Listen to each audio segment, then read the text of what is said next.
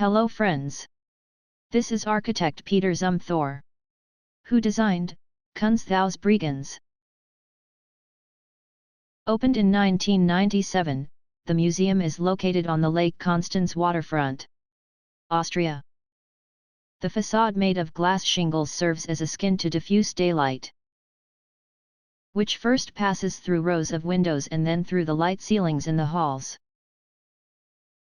Although the light has been refracted through a glass facade, insulating glasswork, and illuminated ceilings, it illuminates the halls differently depending on the time of day or year. The facade was designed as a self-supporting construction, completely independent from the actual building. Steel framework elements make up the construction, which supports the glass shingles on the outside as well as the glasswork on the inside of the structure. Between the outer and inner glasswork there is a 90 cm wide light pit that makes it possible to direct daylight to the first subterranean level. This gap is equipped with cleaning lifts used for the servicing and maintenance of the building. In addition, it accommodates the lighting installation which illuminates the Kunsthaus during the night. At an event, he said,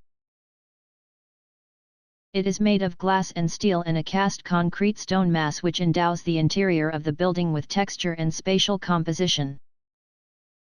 From the outside, the building looks like a lamp. It absorbs the changing light of the sky, the haze of the lake. It reflects light and color and gives an intimation of its inner life according to the angle of vision, the daylight, and the weather." Please share this video with your friends. Thank you for watching.